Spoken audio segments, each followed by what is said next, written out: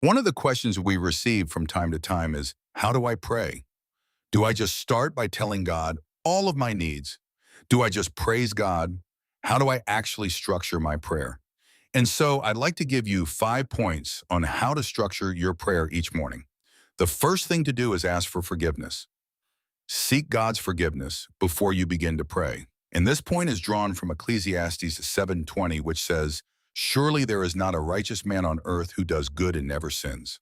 No matter how good of a Christian you think you are, no matter how many charitable deeds you do, the Bible is clear. No one under the sun always does good and never sins. And unfortunately, as humans, we often sin knowingly. However, there are occasions where we sin unknowingly. We sin without even realizing it. And so it's always good to begin your prayer by seeking forgiveness from the Lord for the sins you know you've committed and those that might not have registered in your mind. So begin praying by asking for forgiveness and confessing your sins. Secondly, give thanks. And I cannot stress this point enough. Have an attitude of gratitude. Count your blessings, no matter how small they may seem. And here's an example. Let's say you've just woken up and you're about to pray. You begin by seeking forgiveness, and now you're at the second point and you're thinking, okay, what do I thank God for? Well, you had a good night's sleep. You're rested. Someone else in this world had a bed. They had a duvet, a pillow, the same as you.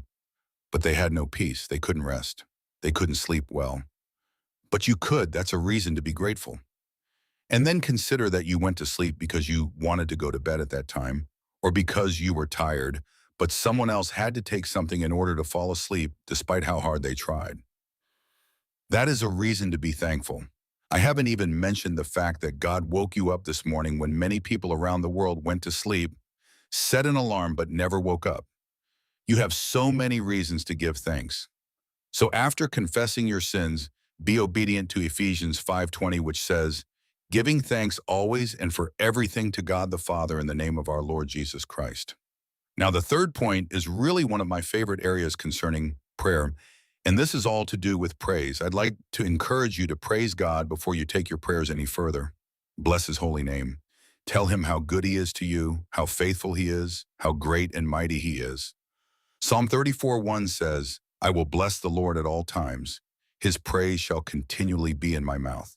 Hebrews 13:15 says, through him then let us continually offer up a sacrifice of praise to God. That is the fruit of lips that acknowledge his name. I personally believe that praise gives our prayers a sweet aroma when we pray from a place of sincerity and having repented of our sins. So praise God and let him know that he is the only one who has priority over your affection, your attention, and in your mind. The fourth point is to pray for protection. When you wake up, you have no idea what the day has in store. Many people wake up not knowing that their life will change forever on that day. Many people will wake up unaware that the devil has been plotting and scheming our downfall and our destruction. So I always make it a point to pray for protection.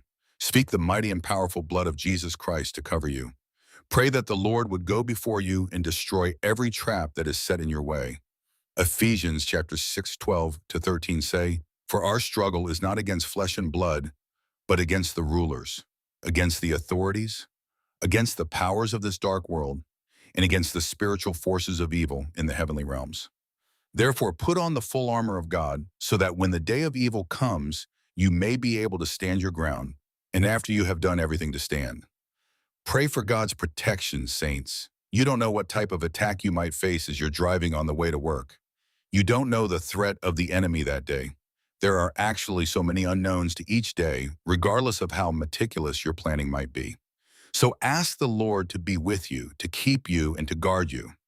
Now, finally, the fifth point is where you lay out your needs. And of course, we all have needs. Those needs vary from season to season. In one season, those needs could be to do with a family member, a spouse, a child. It could be anything. One of my consistent prayer requests is, Lord, bless the work of my hands. And this is a universal prayer that we can all pray. We all work in one form or another. We have choose, careers, businesses, ideas to execute.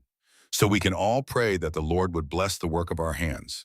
Deuteronomy 28:12 says, the Lord will open to you his good treasury to give the rain to your land in its season and to bless all the work of your hands, and you shall lend to many nations, but you shall not borrow.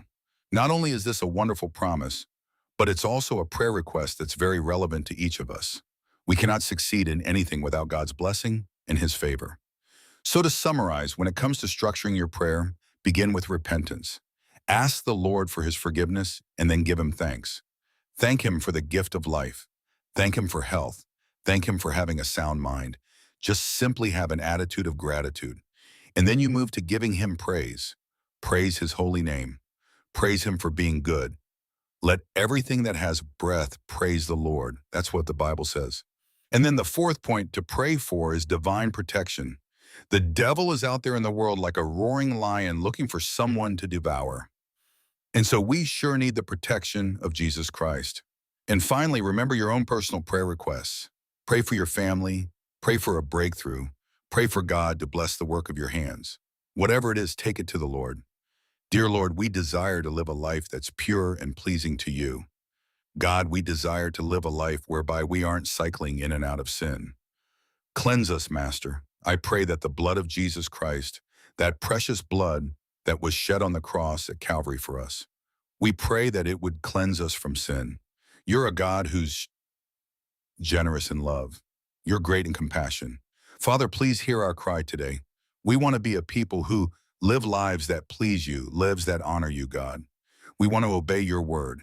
And to do this, we need to be empowered by the Holy Spirit so that we can resist temptation. We hold tightly to your word in Psalm 103, 11-13. For as high as the heavens are above the earth, so great is his love for those who fear him. As far as the east is from the west, so far has he removed our transgressions from us. As a father has compassion on his children, so the Lord has compassion on those who fear him. Lord Jesus, we give you praise and thanks for the perfect work accomplished on the cross. Lord, you hung on that cross for our sins. You were blameless. Yet our sins were nailed on that cross with you, Lord Jesus. How could we ever thank you enough? Words fail me. There are no words, King Jesus, to thank you for the price that you paid on the cross. The Bible says in Isaiah 53:3-5, he was despised and rejected by mankind, a man of suffering and familiar with pain. Like one from whom people hide their faces, he was despised and we held him in low esteem. Surely he took up our pain and bore our suffering. Yet we considered him punished by God, stricken by him and afflicted. But he was pierced for our transgressions. He was crushed for our iniquities. The punishment that brought us peace was on him, and by his wounds we are healed. Lord Jesus, in agreement with everyone listening, we praise you. We adore you and we worship you because you, Lord, were hurt and you suffered because of our sins. You were wounded for our wrongdoing. You endured incredible pain for us, and the blood that you shed was for our healing. The blood that you shed is for our healing. Thank you for the blood that you shed, King Jesus, so that we can be protected, so that our families can be protected, so that our children and loved ones can be protected.